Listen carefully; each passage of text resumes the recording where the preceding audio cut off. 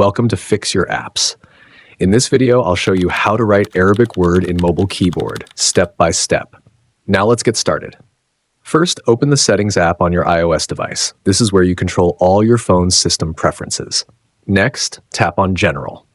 It's usually near the top of the list and it includes most of the core settings. Then tap on Keyboard, and after that, tap on Keyboards again to see the list of installed keyboards. Now tap Add New Keyboard. This allows you to add additional language options to your device. Scroll down until you find Arabic in the list. It's usually organized alphabetically, so just keep scrolling. Once you see Arabic, tap on it to add it. Then tap Done in the top right corner to confirm your changes. Now open any app where you can type, like Notes or Messages. Tap the globe icon on your keyboard to switch to Arabic, and you're ready to start typing in Arabic.